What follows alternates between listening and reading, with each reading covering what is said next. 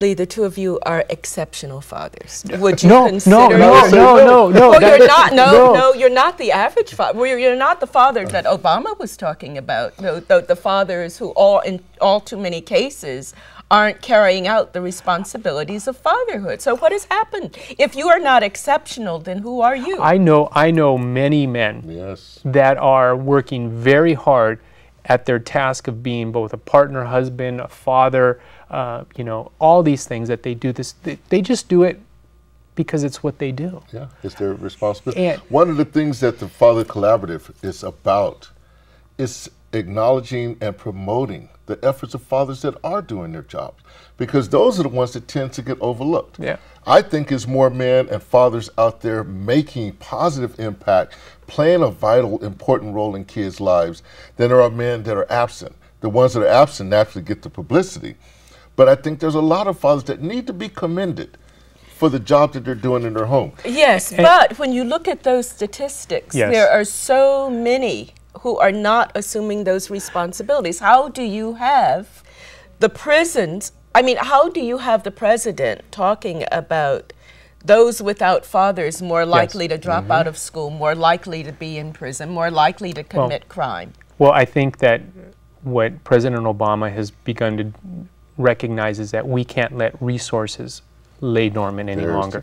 And so if we have young people that are struggling to navigate their lives, then we need to, it's a call to action for those men who don't see themselves. I've known men, and that's why I believe collaboratives such as the Fatherhood Collaborative here is so valuable, is that they don't know how to correct it. They've made mistakes, and they feel that those mistakes are the way that their life is going to continue. When you say they, you're talking about? Fathers that have struggled. We all make errors. People will say to me, Hector, you have alluded to it. Well, you're a good father. Well, I struggle with patience just like every other father does. I struggle with sometimes second guessing, well, could I have disciplined differently? How old are your children? My son is 8 and my daughter is 3. So Diego is 8 and Sofia is 3.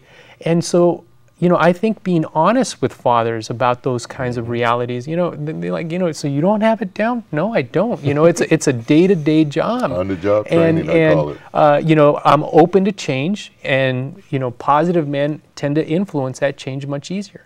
And so when you have a collaborative that is bringing together the men that are really working hard at doing right by their children, and you put them in the presence of those men who maybe haven't quite got there, it's easier to emulate something positive than it is something when you're just sitting around doing that. That's why I'm always stunned. People say, well, there's not a lot of fathers. I know a lot of them. And we talk about fathering. Well, it's very interesting. What you seem to be saying is it's the fault of the media, that we have this image that there are all of these fathers out there who are not being fathers. And see, that's where... And yet, the number of single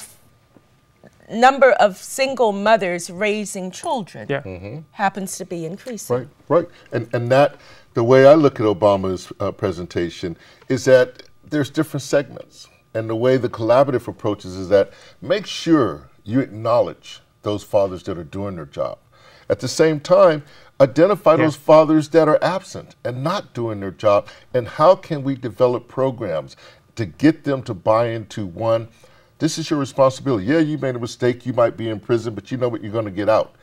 How are you going to reacclimate into that child's life? How are you going to absorb that role? How are you going to pick up that relationship now that it's down the road? You didn't get it at birth. Maybe you're coming in as a teenager. How do you establish that relationship? How do I help you have the self-esteem to even attack it? These are the different segments that I think that fatherhood is experiencing today. And we don't want to exclude anybody, because our kids benefit when we make sure that we're addressing as many of the areas as we can. And we don't want fathers to think, well, because I went to prison, I can't be a dad. No, you made a bad mistake, but that child still needs you.